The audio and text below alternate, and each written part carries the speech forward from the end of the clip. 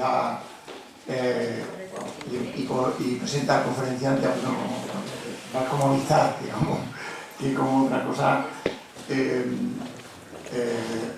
Ostras, no hay tu nombre, Florencio Monjera. Estas cosas, como empieza así, ya veremos como si estoy cogiendo del caos y la complejidad. Ciertamente vamos a hablar de caos y ya lo has dejado bien claro desde el principio. Mi función hoy es introduciros a una persona que es muy conocida entre estas cuatro paredes. ¿Cómo se llama? Sí, no llevo a olvidar. Es Antonio García Sala y simplemente voy a hacer una pequeña introducción de él. Seguro que vosotros conocéis todas sus facetas. Es padre de 4 hijos. Como nació en el mismo año que yo, no lo voy a decir. Y es MBA en el ESADE Business School entre el año 1986 y 1988. Licenciado en Económicas y Empresariales por la Universidad de Extremadura y diplomado en Comercio Exterior. Sería y es una lista enorme todos los proyectos en los que él ha estado involucrado, pero creo que de los más conocidos es fundador y socio de la famosa Escuela de Negocios ITAE, consultor financiero de Andersen Consulting, gerente del Departamento de Consultoría de Ernst & Young y ha sido vicepresidente y además miembro del Consejo de Administración de nuestra querida Caja de Ahorros de Badajoz entre el año 2003 a 2012.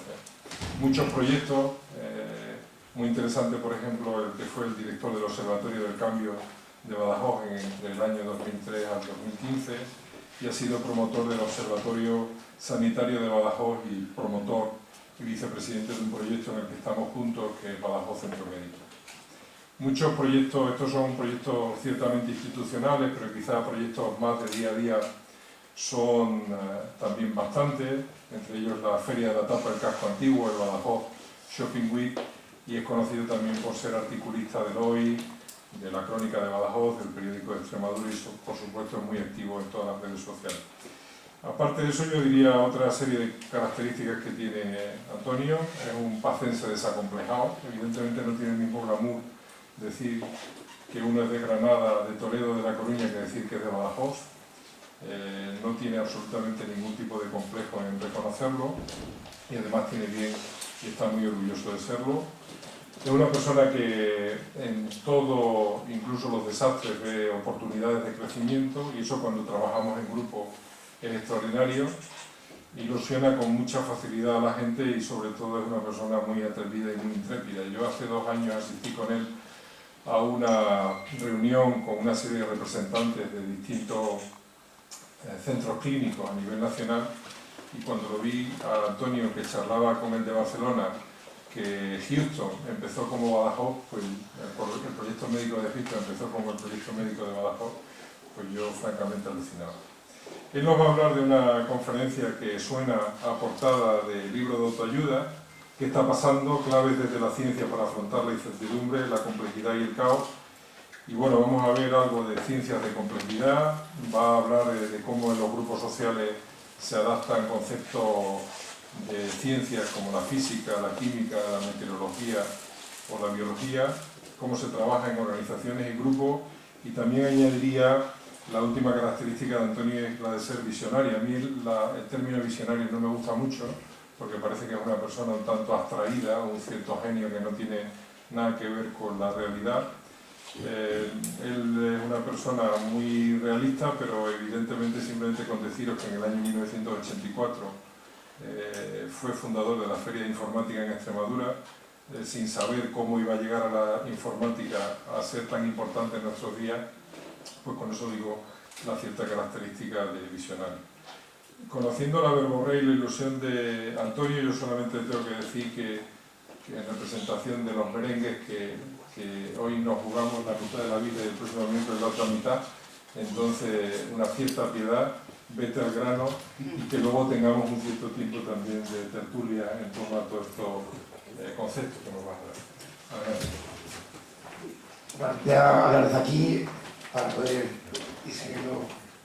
En primer lugar, pues muchas gracias a todos por la asistencia, que sé que no, a las 7 de la tarde pues hay muchas otras cosas que hacer, ¿no? Y y desde luego la audiencia que tengo es para asumir muchísima responsabilidad, porque no es cualquiera la audiencia.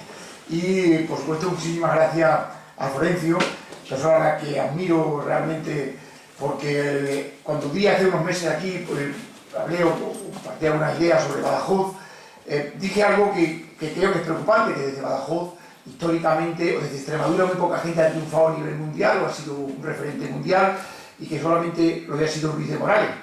Y evidentemente en la actualidad hay varias personas que están siendo referente mundial. Uno de ellos es Florencio Monge, en el que, desde luego, en el mundo de la medicina, de maxilofacial, no se puede ir por el mundo alguien que sepa de esto sin poderlo mencionar como una referencia, y es un gran lujo para la ciudad de Badajoz el poder disponer, o que él haya optado en vivir aquí, sabiendo las muchas limitaciones que ello le supone profesionalmente, pero seguro que muchas otras compensaciones personales, familiares y emocionales se las dan. Y sin más preámbulo voy a empezar. No sé si se ve bien. Se ve bien. Más que nada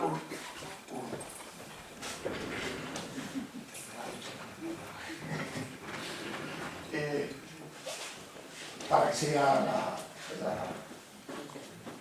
el discurso de la conferencia, ¿no? Pero voy a empezar con tres transparencias que ya puse la otra vez, o tres diapositivas que ya puse cuando hablé hace unos meses, algo más concreto, de Badajoz, pero estaban de alguna manera influidos por la visión que preside también esta charla, esta idea, ¿no? De luego, esto es una reflexión sobre algo muy complejo, que tal vez será para lo que, y la convocatoria pretende hablar sobre las ciencias de la complejidad, el caos y sobre la incertidumbre. Por lo tanto, es algo que no puede tener una visión única, que se está construyendo, que la vamos a construir o la se va a construir entre mucha gente, y por tanto está ahora de manera emergente, que es otra palabra que quizás use hoy muchísimo, ¿no? Por supuesto, voy a intentar reducir mi intervención a unos 35 minutos, y por tanto intentaré hablar solo de unos aspectos muy reducidos. Hay mucho que hablar y hay muchas otras formas de ver esto. Y una primera también aproximación: digo, el mundo no es plano. El mundo no es plano, ¿no? Y bueno, cuando uno ve un cilindro, si lo ve desde arriba, pues uno puede afirmar con toda rotundidad que es una circunferencia. Si lo ve de frente, puede afirmar con toda rotundidad que es un rectángulo. Y si uno no tiene un poco la voluntad de aproximarse e intentar entender que hay muchas visiones, pues al final no se ve la riqueza de los elementos de la naturaleza. Pero es que los elementos de la naturaleza no son planos, como dijo, digamos, las matemáticas de Euclides, la geografía de Euclides nos propuso, y durante muchos siglos pues es lo que ha estado pues imperando a la hora de las matemáticas de la geometría. Hace años pues hubo una nueva propuesta del mundo de las matemáticas, la por Lorenzo Blanco, lo conoce bien, y de esto está dentro también de las matemáticas, que es la matemática de Mandelbrot, que hablaba de los fractales.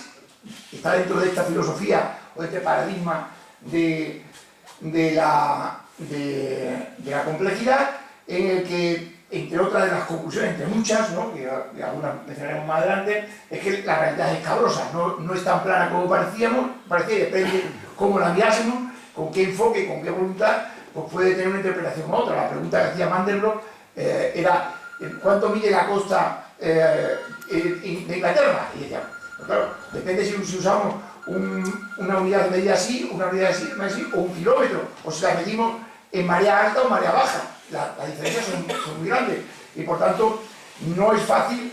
Hay que establecer unos mínimos iniciales, condiciones de cómo vamos a mirar algo para poder analizar, y también una realidad cuando se proyecta es reflejada de manera muy distinta, ¿no? Aquí pues intento este gráfico reflejarlo, que naturalmente cuando llega un rayo que es muy recto a la superficie del agua, pues depende de muchísimas condiciones del momento, es reflejado de manera muy distinta, ¿no? Entonces cualquier comentario, cualquier interpretación de la realidad puede ser sometida por el receptor a muchas otras interpretaciones, y no será fácil poder llegar a un acuerdo claro de la interpretación de la realidad, que es una propuesta, cuando digo aquí, que qué está pasando, pues obviamente hay muchas formas de interpretar qué está pasando. Y por tanto, una de las formas de intentar aproximarnos es hacer mapas. Hay un dicho que el mapa no es el territorio tiene una complejidad tremenda, y para poder mínimamente acercarnos a entender el territorio, pues usamos mapas, un mapa que en función del interés que tengamos, si es de carretera, político, geográfico, económico, pues estamos usando mapas distintos, estamos haciendo una selección muy forzada y muy naturalmente interesada de captar información de la realidad, absolutamente mínima de la realidad, y con esa información mínima nos hacemos un mapa y nos podemos comunicar. Es imposible que con dos mapas distintos podamos entenderlo cuando estamos hablando uno a lo mejor de distancia, el otro estamos hablando de temperatura o de pluviometría o de otro tipo de características. Entonces, voy a hacer una propuesta de un mapa para intentar entender qué está pasando, en el que cada vez hay más gente que se está sumando a él, y por tanto creo que es un nuevo paradigma, mi impresión es que es un nuevo paradigma del conocimiento y que interpreta mucho mejor la realidad o nos permite aproximarnos más a lo que está pasando, que es algo que ahora voy a intentar hacer alguna aproximación. Y esta práctica ya para mí es clásica. También digo que estamos viviendo una época de crisis es cuando lo antiguo no ha muerto y lo nuevo no ha nacido. O sea, vivimos en lo que los físicos llaman un momento de transición de fase, ¿no? Un momento en el que hay unas formas de entender unos elementos de aproximación a la realidad en un estado, pero estamos pasando a otro, y en ese momento de transición de fase, que es el actual, pues lo antiguo no ha muerto y lo nuevo no ha nacido. Yo esta paradigma nuevo, o esta visión nueva, que para mí cuestiona muchas visiones anteriores, pues parece mentira, pero la primera aproximación la tuve en el año 86, acababa de ir a Barcelona a estudiar, y cuando uno llega allí, pues con sus 20 y pocos años, pues se siente todavía pues un poco con una cierta incertidumbre, y yo llegué a hablar a dos señoras en el autobús, dos señoras María, que eran extremeñas, por el acento, y me pongo a escuchar a ver qué decían, y una le decía a la otra que tenía muchísimos problemas, de que en su caso no había más que problemas, que su marido se había quedado en desempleo, que tenía un hijo enfermo, que ella se había quedado embarazada, que todo eran problemas. Y le dice la otra, no, habla bien, eso no son problemas, son problemas. Los problemas son lo que le ponen a los niños en el cole, en los que sabiendo la fórmula, le meten los números y sale siempre la solución y está bien, y con eso apruebas. Lo que tenemos en nuestras casas y la vida no son problemas, son problemas, y eso es otra cosa, ¿no? Me hizo gracia aquello, pero con el tiempo interpreté realmente que había una sabiduría ahí espectacular. O sea, ella, con toda convicción, no identificaba la palabra problema con problema. O sea, entendía que eran dos conceptos de naturaleza absolutamente diferentes. Uno era, evidentemente, unos problemas, pues era una situación de carácter mecánico que, sabiendo y con el conocimiento, se podía perfectamente solucionar. Todos los problemas que le ponían al niño en el cole, pues estudiando se solucionaban, y con eso aprobaba los exámenes. Y de luego lo que tenía ya en su casa no era de esa naturaleza, no había fórmula, arreglaba, como decía ella, unas cosas y se estropeaban otras, y realmente lo que tenía ella, la mayoría de los problemas de la vida no son problemas, son problemas, ¿no? Y esa es probablemente la confusión que muchos científicos han querido intentar conocer la realidad mediante las técnicas de los problemas y la realidad de problema que esta señora, con una sabiduría tremenda, había identificado y había diferenciado dos estados diferentes de verdades o de realidades, ¿no? Y eso esta lo dijo de manera natural, con su sabiduría popular, pero en los años 80 era un debate absolutamente vivo, y que estaba de alguna manera explotando en muchos núcleos de la ciencia del mundo. Y en este momento, ¿qué nos está pasando? Pues estamos realmente estamos en un momento, como digo, lo que llaman los físicos, una transición de fase. Estamos en una fase en la que hasta ahora éramos agua, llevábamos muchos años desde la revolución industrial calentándonos un poquito, ¿no? Y cada vez más caliente, y en los últimos años esto estaba ya que ardía, y de pronto empiezan algunas moléculas a saltar y a convertirse en gas, y ya se acaban acompañando otras, y hay gente que está con ese nuevo paradigma, en el paradigma ya gaseoso, de los 100 grados, que está esto convirtiéndose en otra fase, las moléculas de H2O, que son las mismas antes y después, pues en función de cómo están organizadas, pues cambian su estado y se convierten en gaseosos. Y seguimos queriendo explicar la realidad como si estuviésemos nadando, porque a todos nos han enseñado a nadar. Y el agua cada vez es menos agüita, pero queremos seguir nadando. El agua cada vez más caliente, queremos seguir nadando y nos queremos negar de que hay un nuevo paradigma que es el gaseoso. Es otra historia. Aquí estábamos muy juntitos en el pueblo, todos los conocíamos, aquí ya los conocíamos menos, estábamos más separados. En el estado gaseoso hay unas conexiones que son absolutamente distintas. Y precisamente lo que diferencia unos sistemas de otros es cómo están conectados. Y cómo también podemos hacer previsiones. Cuando el agua empieza a calentarse, ¿no? Pues obviamente empieza también a crecer su volumen. Y entonces el Fondo Monetario Internacional, todos hacen previsiones en función del estado anterior, de cómo ha ido evolucionando la calentura, y dentro de un año creceremos tanto. Pero llega un momento que se produce una transición de fase, que es lo que está pasando ahora. Se produce una ruptura y no hay previsiones posibles.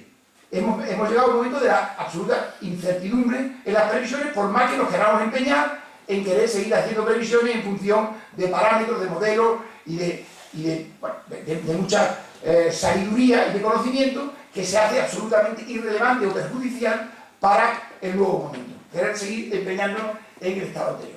Digo, en un momento de transición de fase, y hemos llegado a los 100 grados, estamos en estado gaseoso, sigue cada vez más gente nadando y empeñándose en seguir nadando en el agua, en un agua que ya es insoportable, y bueno, cuanto antes empecemos a aprender a volar y a movernos, a relacionarnos en el nuevo estado, pues probablemente antes empezaremos a dar soluciones a los problemas. Mientras tanto no podemos dar soluciones a los problemas. Vivimos en un cambio de era, como lo fue el Renacimiento en su época, en el que debido a una tecnología pues, de la imprenta a mediados del siglo XV, pues eso produjo un cambio de era, entramos en la edad moderna, y la edad que estamos, y lo que estamos ahora viviendo es la edad, lo que estamos viendo ahora, el final es de la edad de la revolución industrial, la edad de la ilustración, del siglo de las luces y del enciclopedismo, que es una época que seguimos llamándole la época del conocimiento, y una época del conocimiento en la que el conocimiento ha cambiado radicalmente. En esta época, en la época en la que todavía estamos viviendo en aquello de que lo antiguo no ha muerto y lo nuevo no ha nacido, pues vivimos en esa época que mentalmente, en nuestra cabeza, seguimos pensando así, y la intuición es esa. O sea, una época en la que lideró el poner todo el conocimiento en 26 volúmenes, lo puso en 26 volúmenes y todo lo que se sabía en aquella época estaba en 26 volúmenes. Y por tanto, había gente que podía llegar a conocer todo lo que en aquella época se conocía. Y por tanto, quien conocía todo lo que se podía conocer en el mundo era una persona superior a los demás. Eso estableció todo un sistema también de jerarquía, de organización del poder, en el que el conocimiento era superior a los demás y el poder tenía que intentar comprar el conocimiento para tenerlo a su servicio. Eso se produjo a final del siglo XVIII y a partir de ahí produjo una nueva transición de fase, que fue la Revolución Industrial, fue pues la Revolución Francesa y la independencia de los Estados Unidos, fue Adam Smith con la riqueza de la nación, un nuevo modelo económico que hace cambiar todo un paradigma del conocimiento, como ahora vemos, venía de Newton, básicamente. Pero eso ha cambiado una realidad que es radicalmente distinta. Aquella enciclopedia de los franceses, hasta hace muy poco era la enciclopedia británica, que hoy, pues más bien una reliquia y un hecho romántico, ¿no? O sea, la enciclopedia británica, y aquí pongo unos datos, que luego en 2004, como todos sabemos, pero alguien la recuperó y la siguió manteniendo desde el punto de vista romántico. Pero tiene, en su última versión tiene 75.000 artículos, Wikipedia tiene 25 millones de artículos. 19 editores, 10.000 editores, Wikipedia. 4.000 expertos, 2 millones de colaboradores. 32 volúmenes tenía la enciclopedia británica, en la última versión, 1.166 volúmenes de la enciclopedia británica. O sea, Wikipedia es esto, la enciclopedia británica es esto, de todo esto que es Wikipedia. Evidentemente el conocimiento se ha expandido de una manera absolutamente exponencial, más que exponencial, y hoy el conocimiento, dicen que Stuart Mill fue el último personaje que llevó a conocer en su integridad la enciclopedia francesa, ¿no? La enciclopedia. Eso al final, a mediados del siglo XIX. O sea, actualmente es tan absolutamente imposible pues, saber casi cualquier disciplina. Solamente por aquí, que la sección de la biblioteca de Harvard dedicada a las ciencias sociales, dedica con 2 millones de libros y artículos de investigación que dan para un total de 33 millones de horas de lectura y unos 9.000 años leyendo sin parar, ¿no? O sea, eso lo que es la sección de ciencias sociales de la enciclopedia de Harvard. Aquí ponía aquí, bueno, tengo aquí también, pero no se ve, ¿no? A Umberto Eco, ¿no? Que recientemente fallecido, que pasa por ser una de las personas que más ha leído y que tiene una biblioteca más amplia, ¿no? Él dice que cada libro de su enciclopedia, decía, ¿no? Que cada libro de su biblioteca lo había comprado con la plena convicción de que era un libro importantísimo para saber.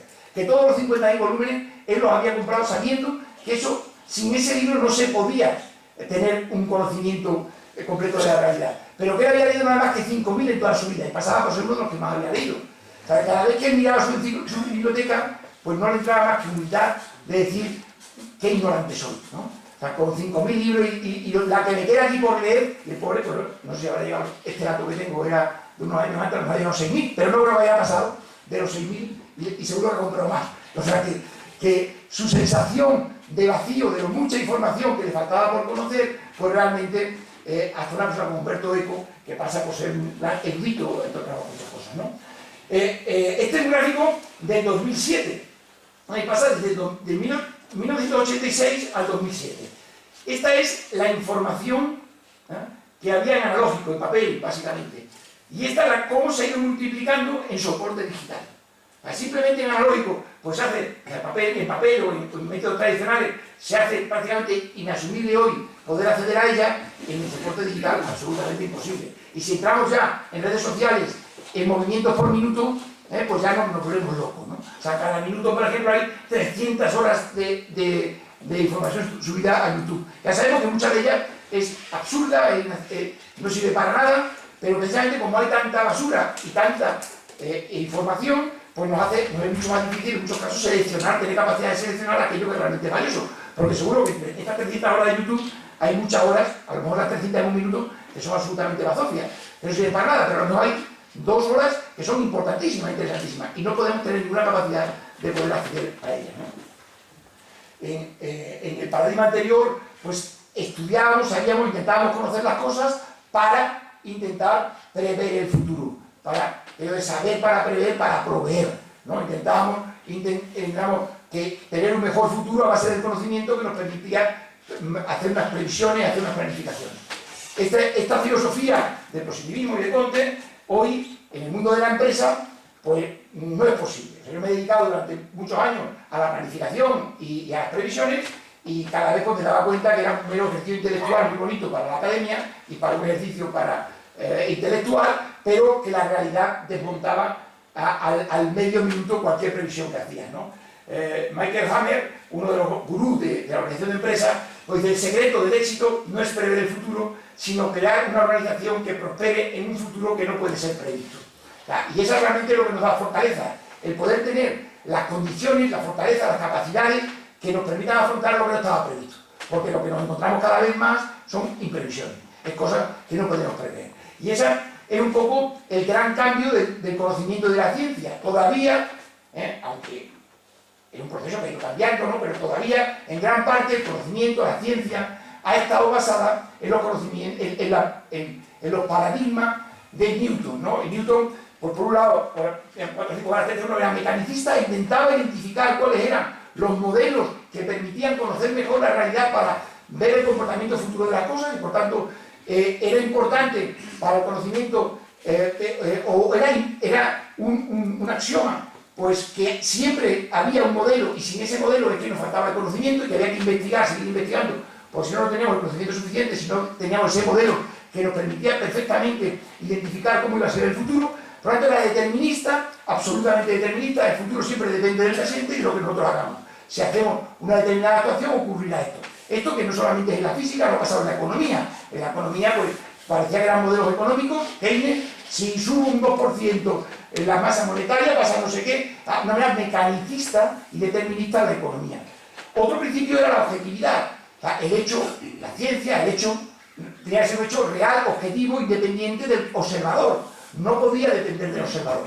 Y por tanto, ese era otro principio básico de Newton. Y en la especialización, ¿no? También, pues desde que se descubre, se inventa el microscopio, pues mucho más, obviamente cuando uno conoce pues, la partícula más pequeña, pues parece que a partir de ahí pues, se ha desarrollado toda una forma de entender el conocimiento lo más especializado posible, de aquello que dicen que al final no llegaba a saber infinito de la nada, ¿no? Pues esa era la realidad. Cuanto más especializado, parece incluso que tenía más prestigio socialmente. Ese principio que son los que todavía imperan gran parte en la mente, en los baremos, en la forma de valorar el conocimiento o a la gente que sabe, empezaron a caer desde que se produjo la transición de fase, desde que se produjo la Revolución Francesa, desde el principio del siglo XIX. O sea, lo que está pasando ahora, la ruptura ya de la transición de fase, es consecuencia de un agua que empezó a calentarse hace muchos años. O sea, ya en el siglo XIX, pues la termodinámica pone en duda muchas de los principios de Newton. Al final, en el año 1900, pues Max Planck empieza con la física cuántica, Poincaré empieza a cuestionar también problemas que no tienen solución mecánica. A principios del siglo XX, pues empieza a desarrollarse la física cuántica, la relatividad, y pone prácticamente en cuestión en gran parte los principios de Newton, ¿no? Que, como digo, todavía siguen en gran parte imperando, aunque muchos científicos estaban en el otro paradigma hace muchos años, por lo menos cuestionándolo, ¿no? Esa revolución que se produce en el primer tercio del siglo XX y del que a todos nos parece que es ciencia ficción, ¿no? O sea, obviamente pues, muy poquita gente tiene una mínima aproximación a lo que es la física cuántica porque es antiintuitiva y nos parece que es una locura la mayoría de las cosas que dice la física cuántica. Sin embargo, hoy el ordenador, el móvil, o sea, el 60% del Producto Interior Bruto de Estados Unidos depende de la física cuántica directamente, ¿no? O sea, estamos absolutamente cumpliendo con la física cuántica. Sin embargo, eso que, digamos, que empieza a hacer la revolución, la física cuántica pues, está enfocada a las micropartículas, a lo más pequeñito, ¿no? La relatividad a los más grandes, pero hay muchos problemas de la vida que no tienen todavía solución, ¿no? Aunque se va trabajando en ello. La mayoría de los problemas de la vida o de los hechos de la vida. Y en los años 40, en 1948, Warren Beaver, que es un filósofo de la ciencia y un matemático, o sea, es el propulsor de los teoría de la información, que es uno de los principales, junto con Turing y con Newman, de la cibernética y de los ordenadores, de la información. Saca un papel muy reconocido en aquella época y dice, mira, hay tres tipos de hechos, ¿no? Hay unos hechos, en cuanto a la fase de pensamiento científico, hay unos hechos que son los problemas sencillos, mecanicistas y lineales. Eso, que obviamente en la física clásica los ha estudiado perfectamente, en gran parte de las matemáticas los han entendido perfectamente, y eso tenemos que intentar encontrar los modelos que permitan entender la realidad para prever el futuro. O sea, hay otros hechos que no son deterministas en absoluto, y es una complejidad desorganizada. Y solo nos podemos aproximar a ello a través de la estadística, de la probabilidad, en el que a través de los grandes números llegamos a entender más o menos el comportamiento de esos hechos. Y fue la estadística y la probabilidad quien dio los mecanismos para aproximarse. Y obviamente en esos casos, pues el hecho de ocurrir un suceso es independiente de que haya ocurrido anteriormente ese u otro, ¿no? El famoso tirar una moneda al aire, el que salga cara no depende de que anteriormente haya salido cruz. Son hechos absolutamente desorganizados. Pero hay otros que son de complejidad organizada. Y son hechos en los que son imprevisibles el futuro, ¿no? Y hay un cierto orden que hay que identificar, aunque no nos permite con eso identificar el futuro.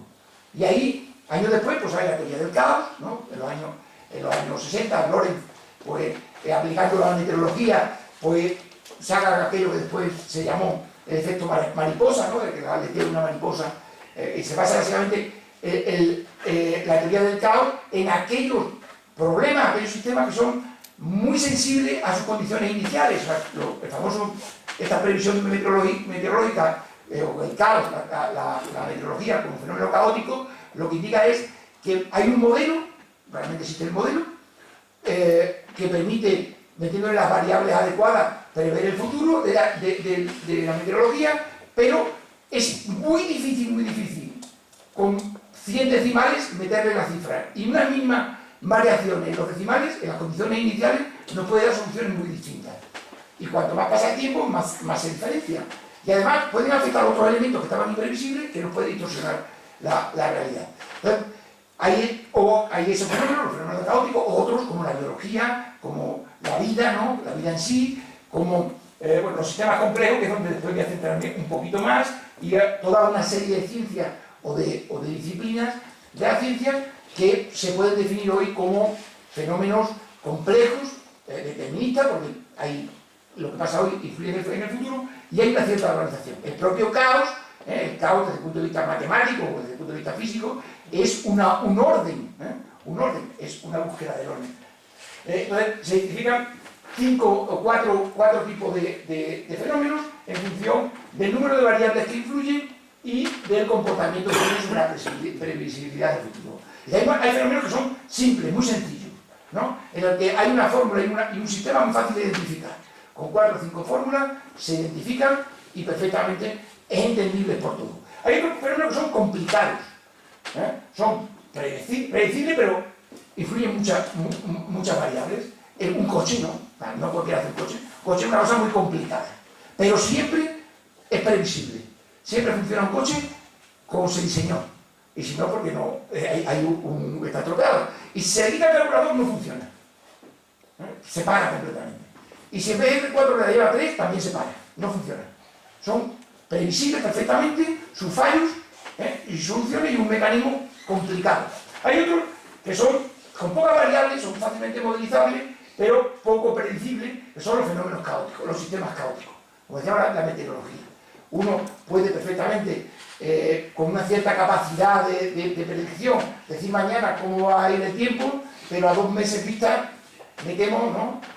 Adolfo, que esto no está fácil, ¿no? O sea, si yo digo que en el mes de agosto, el 14 de agosto, va a hacer 36 grados y no va a llover a las 12 del día, pues probablemente acierto, pero porque de manera intuitiva lo podemos acertar, pero si le metemos la fórmula, igual nos da que hace 100 grados, ¿no? Ojo, o hay unas direcciones espectaculares. Evidentemente son fenómenos caóticos en el que hay un orden, hay el efecto mariposa este he dicho porque hay unos atractores, o sea, cuando se mueve genera unos movimientos sobre unos fenómenos atractores, que es otro concepto de los sistemas complejos, que tiene forma de mariposa, ¿no? No tanto por el fenómeno de mariposa, de la idea de una mariposa en Taiwán provoca un tsunami en Estados Unidos. Y hay otros fenómenos que son los fenómenos complejos, los sistemas complejos, que son sistemas donde afectan muchas variables, son imprevisibles, hay un orden que más o menos se puede conocer, pero es muy difícil de intentar conocer el comportamiento del sistema. Y son fenómenos en los que hay una gran diferencia entre la parte y el todo. O sea, un panal, una colmena, tiene todo de las abejas, pero las abejas no tienen nada de la colmena. O sea, normalmente los elementos y el sistema son conceptos absolutamente diferentes. En muchos casos son aproximados por ciencia o por disciplina muy diferentes. Los elementos. O sea, el conocer el oxígeno no nos permite para nada conocer las características del agua. Son 2 elementos distintos. El conocer unos átomos no nos permite conocer el comportamiento de la molécula. El comportamiento de una molécula no nos permite para nada conocer el comportamiento de un aminoácido. El comportamiento de un aminoácido no nos permite, por otros componentes, ver el comportamiento del riñón. Y el comportamiento del riñón no nos permite conocer el comportamiento del cuerpo. Y el comportamiento de un cuerpo no nos permite conocer el comportamiento de la familia. Y el comportamiento de la familia no nos permite conocer el comportamiento de una ciudad. Son estados tan diferentes que el sistema son elementos completamente distintos. La especialización muchas veces nos ha llevado a hacer una aproximación errónea, en la que esos fenómenos que se dan en muchos hechos reales, en muchos hechos de la realidad y del mundo, pues la aproximación, las ciencias de la complejidad, lo que proponen es, hay comportamientos muy similares en distintos sistemas complejos que parecen que no tienen nada que ver, ¿no? Eso que se produjo, o sea, una de las características del sistema complejo son las interconexiones. Eso que se produjo ya, como digo, en los años 40, en los años 50, pensar que en los años 60 un físico ingeniero de la Rand Corporation de Estados Unidos escribe un artículo en que dice hay distintos modelos de redes y tenemos que ir hacia una red de tipo distribuido. La red que ahora mismo estaba imperando era la red centralizada. Esto es una propuesta que se hace primero a la telefonía de Estados Unidos con posterioridad al sistema de defensa de Estados Unidos. Es decir, en este momento tenemos todo centralizado, esto es muy débil, cualquier fallo en la central deja de utilizar todo el sistema, no sirve para nada, y la propuesta que se estaba haciendo era ir a un sistema descentralizado, en el que hubiese una serie de nodos independientes de la central que concentrasen parcialmente o se distribuyesen el territorio o el sistema. ¿No? Y Paul Barran decía, esto es igual de débil. Es igual de débil porque en cuanto le rompen una de estas conexiones, pues la información es incompleta y por tanto podemos tener gran fallo en el comportamiento del sistema. Y él proponía un sistema de tipo distribuido, que es el sistema que después, digamos, se ha implantado en Internet o en muchas otras, en las redes eléctricas, en muchas otras, en el que el fallo de uno es perfectamente superado o solucionado por el entorno, por la red. Esto que es un sistema tecnológico, tiene también su interpretación social, de cómo se organiza la sociedad, el poder, de un poder centralizado absolutamente. En España todo dependía de Franco, ¿no? Dependía de Madrid, todo dependía de la central, y había lo que tenía que ser amigo, ¿no?, del ministro del ministerio. Tener un amigo del ministerio ya tenía solucionado. Todo el sistema funcionaba para dar servicio a la central, al sistema central. Llega la autonomía, ¿no? Esto pasa igual en las empresas, delegaciones, delegaciones provinciales o regionales, el que había un director regional que él daba cuenta a la central y todos los de aquí le tenían que hacer la pelota al de aquí, ¿no? O sea, había un sistema de aportación de poder en el departamento, o sea, estaba distribuido, había una distribución de poder en el que todo el mundo tenía que dar servicio al que tenía arriba y el que tenía arriba al de más arriba. Y por tanto, lo importante no era dar servicio a la sociedad o al sistema, sino siempre enfocar todo el de arriba y siempre pegarse con el de al lado, porque todos estos estaban pegados uno con otro, porque lo que querían era tener la simpatía desde el poder. Aquí exactamente igual. O sea, aquí tenían cada uno sus cuadrillas, que competían unos con otros, o sea, estaban dedicando la mayoría de los esfuerzos a competir. Y ese era uno de los paradigmas, pues, de la época también anterior, de estar compitiendo. Este sistema permite la cooperación. Uno es más importante, cuanto más coopera, más valor aporta al sistema. Y por tanto, un sistema mucho más democrático, mucho más eficiente, y un sistema que permite tener mucha más resistencia que el otro. Y esta es, que como digo, es una solución tecnológica, pero que se convierte en la sociedad también en una forma de organización. Parecía que era algo que iba de una manera a repartir más el poder. Pero la realidad es que este sistema, que podría tener una distribución normal de tipo de Poisson, de campana de Gauss, de media, de aproximación a la media, en la que obviamente pues, todos tenemos intuitivamente más la visión de las cosas como medias, ¿no? O sea, uno mira, la altura de una persona son la media 1,75, y habrá gente de 1,90, otros de 1,60, algunos de 2, algunos de 1,40, pero de 5 metros no hay ninguno y de 25 centímetros tampoco hay ninguno. O sea, hay un comportamiento normal, ¿no? Pero sin embargo, en el Nuevo Mundo, la riqueza, por ejemplo, no se comporta como normal. Hay gente muy rica y gente muy pobre. Y hay muchos fenómenos, precisamente en la red, porque hay, pues, una red libre de escala, en lo que hay determinados nodos que están hiperconectados. Y con un mundo mucho más conectado, pues mucho más. Y por esto es muy importante las conexiones. Cuanto mejor conectado está una ciudad, una empresa, una persona, hoy en el mundo actual tiene más posibilidades de poder concentrar el poder. Esto es un fenómeno, algo para tenerlo con más detenimiento, pero importantísimo, porque incluso en las comunicaciones, lo que eran los sistemas anteriores de comunicaciones de carretera eran de redes puras descentralizadas, las comunicaciones en avión son absolutamente de escala. O sea, hace que se concentre mucho más el poder o las tomas de decisiones en los centros de poder en aquellos sitios que están hiperconectados, en Estados Unidos, en España y en cualquier sitio. Por eso también, de toda la cuña, es tan importante que no nos quedemos fuera de las redes ya existentes, porque aunque no estemos en un punto de alta concentración, al menos que estemos conectados con los puntos de alta concentración en los sistemas del siglo XXI. Este tema cambia completamente también la percepción de entender la realidad. Cuando uno dice, es que hay ahora muchas desigualdades, es que es bastante normal que haya muchas desigualdades. Y eso no lo va a poder solucionar una política igualitaria, sino todo lo contrario. Porque, entre otras cosas, hay un fenómeno muy importante, que es que si la economía de los últimos 200 años se basó en recursos escasos, o sea, la economía de Adam Smith, como todos recordamos, los factores productivos eran tierra, trabajo y capital. Todo el sistema organizativo ha tendido a intentar buscar la mayor productividad de la tierra, trabajo y capital. Y eso tiene un cierto límite. Nunca llega un momento que de la tierra se podrá, si podríamos sacar 2.000 kilos de aceituna de una hectárea, podemos sacar 8.000, 10.000, 15.000, pero 50.000 no parece que podamos sacar, o sea, eso tiene un límite. Sin embargo, en esta evolución del factor productivo principal de la agricultura a la industria y a la información, que también se convierte en un momento casi en algo estándar y transparente que todo el mundo tiene, la economía actual se basa en la creación y en la innovación.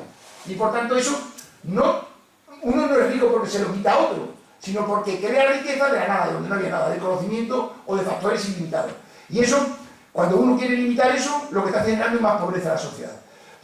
O sea, si aquí viviésemos, si en Badajoz viviese Amancio Ortega, Bill Gates y no sé quién más, ¿no? Pues diría, la media de la economía de la renta per cápita de Badajoz son 200.000 euros.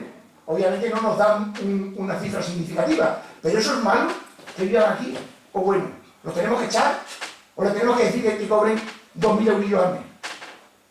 Eso, o sea, ese concepto que hemos tenido tradicionalmente de la diferencia, obviamente el que haya una media muy estable es bueno, ha sido bueno tradicionalmente, pero en el mundo del conocimiento uno no es rico porque se lo quita a otro. Evidentemente, si uno es rico porque tiene las tierras del pueblo y nada más que uno las tiene todas, pues a lo mejor eso puede ser socialmente entendido como malo. Pero si uno es porque tiene en nuestro pueblo una fábrica que abastece a todo el mundo de chip, pues es malo eso, lo tenemos que quitar. Vamos a buscar la igualdad y echarlo del pueblo.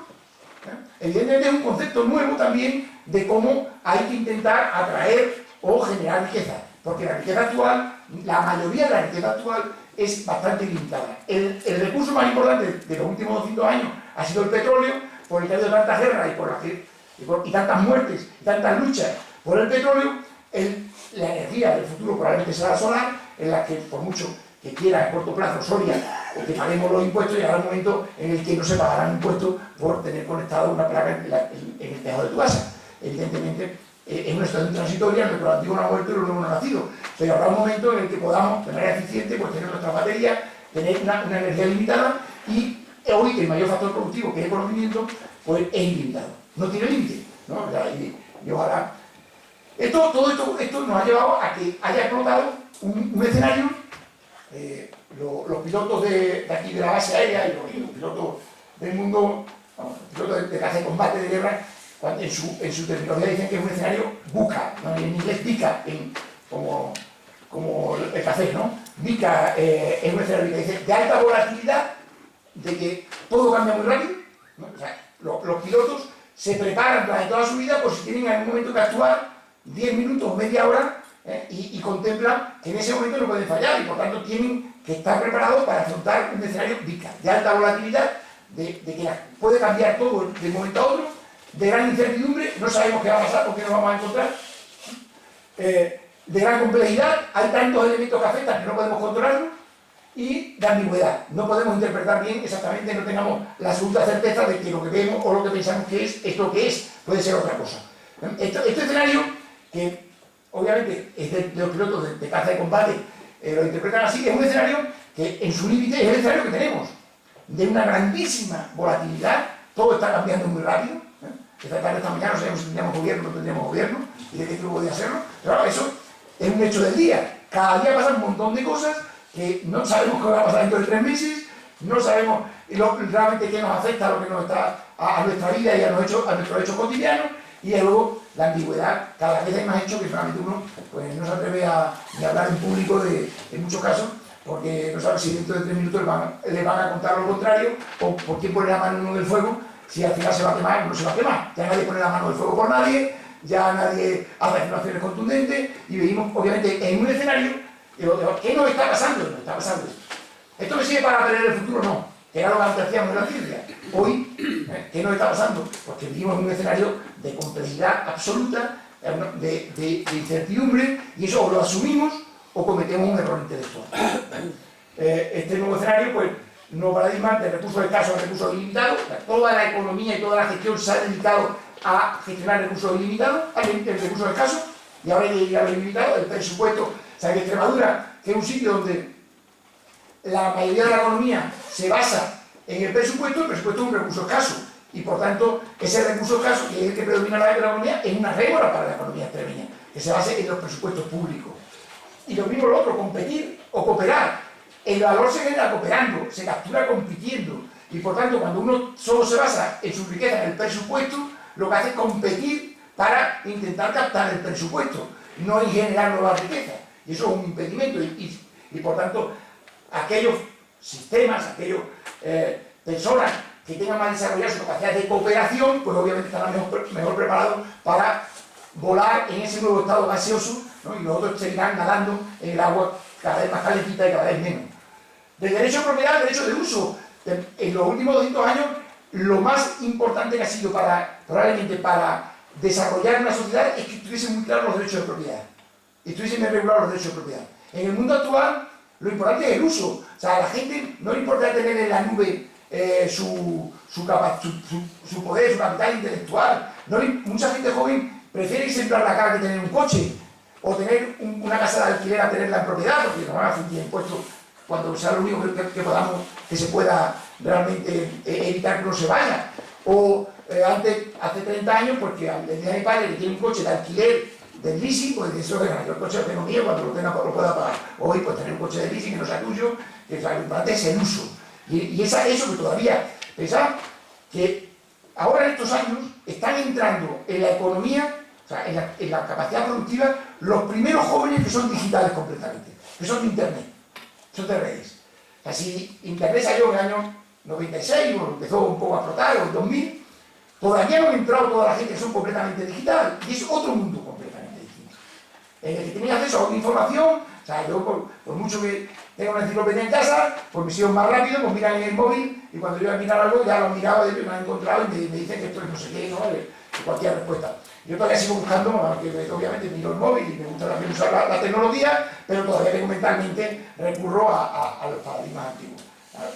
Hoy la gente usa cada vez más, quiere mucha más flexibilidad, quiere uso, que tener accesible un montón de herramientas, y el poder que tiene una persona joven con su móvil y su ordenador era impensable en la persona más rica hace 30 años, absolutamente impensable. En acceso a la formación, en acceso a todo, ¿no? Y el derecho real del poder concentrado al poder repartido, he comentado antes también que en las redes también se concentra mucho poder, pero obviamente es más fácil acceder uno y romper los paradigmas antiguos del poder. De la seguridad a la confianza, no vamos a poder tener seguridad en el futuro, no sé lo que tendré, lo que hay que buscar son capacidades y desarrollar capacidades que nos permitan tener confianza para afrontar el futuro. Del individuo al sistema, o sea, no tan importante uno que sea muy listo, sino estar metido en un entorno, en un sistema que realmente aporte valor y podamos compartir información, conocimiento y crear, porque la creación es un hecho colaborativo. Inicialmente puede serlo, no puede ser uno metido en su despacho, pero el que es exponencial es colaborativo y es incomparable, y hay medios, y por tanto hoy día pues se dice muchas veces que lo competitivo no es una empresa, no es una industria, sino su cadena logística. Evidentemente donde está ubicado con los sistemas con los que está relacionado es mucho más importante, ¿no? Hay un dicho también que dice que uno es la media de las 5 personas con las que más se rodea, ¿no? Me parece importante. Y de la especialidad a la transdisciplinariedad. Cada vez es importante obviamente la especialización, y uno no debe de conocer también la materia en la que esté metida, pero cada vez es más importante cómo estarse conectado con los otros, porque tenemos una hiperconectividad, ¿no? Lo realmente relevante son las conexiones. Hasta ahora nos hemos centrado mucho en los nodos, hemos formado, yo personalmente he dedicado los últimos 25 años a formar personas, y he llegado a la conclusión que lo realmente relevante es formar conexiones, formar estructuras, formar formas de relacionar, desarrollar conexiones dentro de una empresa, dentro de una persona, dentro de una sociedad, y eso es lo realmente potente para hacer competitivo un sistema. No solamente tener 5 premios Nobel dentro de una empresa, porque a lo mejor puede ser un problemazo impresionante. Si no están conectados, si no son capaces de tener una estructura realmente productiva, ¿no? Yo creo que antes ponía este ejemplo, que ya lo voy a quitar, que el carbono, que depende de cómo está conectado, las estructuras que tiene, pues es grafito o es diamante. Y esa es la realidad de la mayoría de nosotros, en función de dónde estamos. Evidentemente muchos de los que estuvieron en la residencia de estudiantes en los años 20 o 30, a lo mejor no hubiesen sido nada si no hubiesen estado dentro de ese sistema, ese sistema complejo. Y otros que no estuvieron allí, si hubiesen estado allí, pues realmente hubiesen sido tremendamente productivos. Entonces una persona, depende del sistema que está, cómo está conectado, las estructuras que tiene, pues puede ser tóxico o puede ser productivo. Yo el otro día decía, cuando pregunté en la conferencia de Paco Pedraja sobre la educación, que cuántos recursos, cuántos esfuerzos dedicábamos realmente a formar conectores de la gente, que la gente se conectase. porque si eso para mí es una evidencia y seguimos dedicando el 99,9% de nuestros esfuerzos a que los niños, los mayores, sean buenos opositores, buenos aprobadores de exámenes y apenas saben relacionarse, comunicar, trabajar en equipo, pues probablemente en algo estamos fallando, ¿no? Digamos dedicar, no digo el 60, pero a lo mejor el 5 o 10, pues no estaría mal, ¿no? Pero no dedicamos apenas a las comisiones. Y brevemente y muy rápido, pues está de lleno el tema de los sistemas complejos. Los sistemas complejos todavía no están bien definidos, es un nuevo paradigma, una visión de la ciencia interdisciplinar que afecta a muchísimas ciencias que en los años, finales de los años 80, primeros de los 90, digamos que se le empezó a dar forma como el Instituto de Santa Fe de Nuevo México, pero que ya en más sitios